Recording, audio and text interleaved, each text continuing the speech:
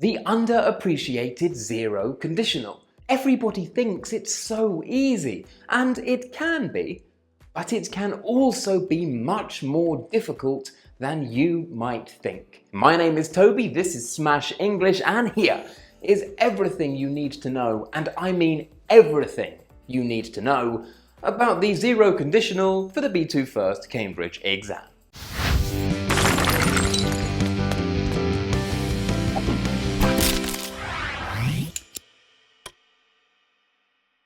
Let's start with the basics, the very basics, but trust me, it gets more complicated and you will be amazed. Amazed! Or you will turn off your computer or turn off your telephone, you will never watch another Smash English video, you will never study English again, you will say, why is English so confusing? And you will quit. Here is a zero conditional. The most boring zero conditional in the world that every teacher uses. If water is 100 degrees, it boils. Whoa. Ugh. We use zero conditionals to talk about automatic, fixed or habitual results. Results which are always true. Water always boils at 100 degrees. And so we use a zero conditional to express this. Because it's always true. The grammar then is if plus present simple plus present simple. Yeah. It's really boring. Most English lessons on the zero conditional stop at this point. But not this one. Let's make things a little more difficult.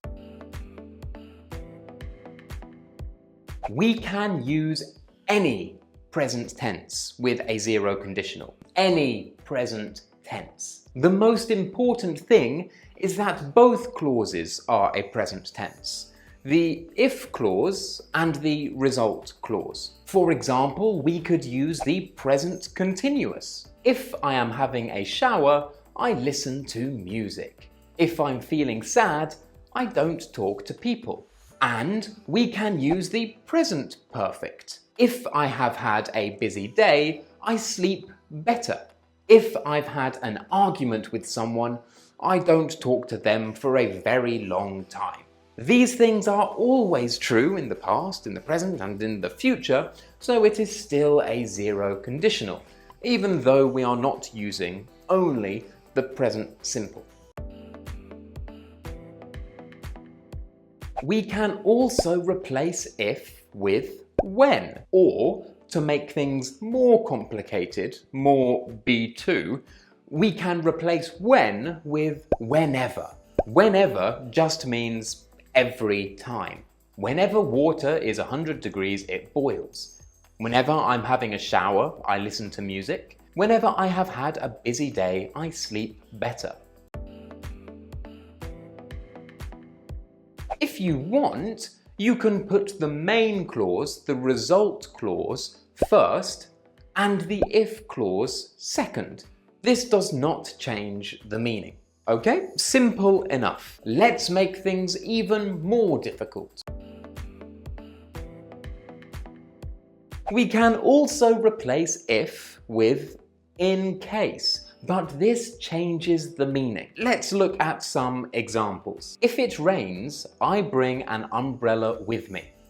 This means when I see that it is raining outside, I bring my umbrella. In case it rains, I bring an umbrella with me. This means that I bring my umbrella outside with me all the time because there is a possibility that it could rain. If you see me outside, I have my umbrella because in my head I'm thinking, it might rain, it might rain, it might rain. Another example, if the weather is hot, I wear sun cream. I am a sensible person and I only wear sun cream when the weather is hot. I wear sun cream in case the weather is hot. This means I don't know if the weather is hot. I'm at home, I put on my sun cream, I don't know what the weather is like, but I'm worried that it might be hot. I'm preparing for a possibility, and I do this all the time. Here are some more examples. I bring my phone with me everywhere in case there is an emergency. I save my work regularly in case my computer crashes. We can also replace if with unless, and this also changes the meaning. Unless means but not if. For example, I always wear shorts unless the weather is cold. This means I don't wear shorts if the weather is cold. I study every night unless I am tired. This means I don't study when I am tired. I sleep terribly unless I have had a busy day. This means if I have had a busy day, I don't sleep terribly. I sleep very well. We can replace the main clause with an imperative to give instructions or rules. For example, if you need anything, call me. Or if he bothers you, ignore him. We can use the modal verbs can, could, must, should to talk about necessity, ability, or permission. For example, if you are diabetic, you mustn't forget your insulin. Again, zero conditional because this is always true. In England, you cannot drink unless you are over the age of 18. If you get stuck, you should ask for help. And the most important one, if you can, you should subscribe to Smash English, like this video and comment down below. Why not practice your zero conditionals? If you make any mistakes, I will tell you, correct you, you will learn, I'll get a comment, you'll get advice. Wow! Everyone wins in that situation, don't they?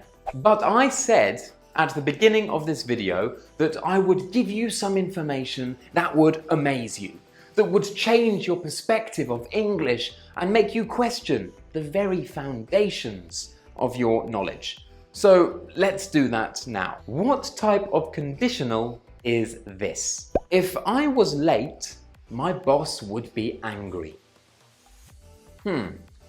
It's obvious, right? It's the second conditional, yes? No. It has all the components of a second conditional, and grammatically, it's the same as a second conditional, but actually, it's a zero conditional. Oh my goodness, I cannot believe it. Toby, how is this so? You told us that a zero conditional must have a present tense in both clauses. I'm so confused. Well, actually, we can use a past tense in both clauses of a zero conditional.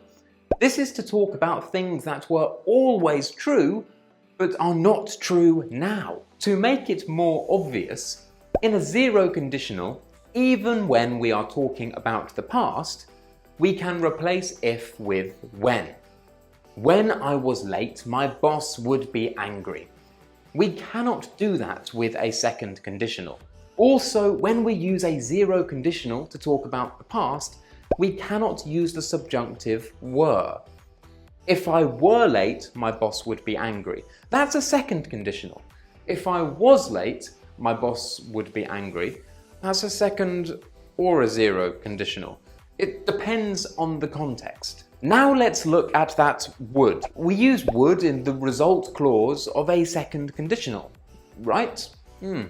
So why is it in this zero conditional? Well, here we are using would in the sense of used to. We're talking about a past habit, a past routine, or a past state. If you want to know more about using would and used to, and the differences between them, like the zero conditional, it's more complicated than you think. I have a video on that is fantastic, and you should definitely watch it. It'll be fun. So, if I was late, my boss would be angry, means in the past, every time that I was late, my boss became angry. We're talking about something that was always true in the past, that is not true now. Here are some more examples. If I didn't do my homework, I got into trouble. I used to bring my umbrella out with me every day in case it rained. This means in the past I always brought my umbrella with me, but now I don't. But in the past, it was always true, so we use a zero conditional. And with that, we are finished. Now you definitely know all you need to know about the zero conditional for the B2 First Cambridge exam. If you liked the video, don't forget to smash that like button, subscribe if you haven't already, leave a comment down below. My name is Toby and this was Smash English.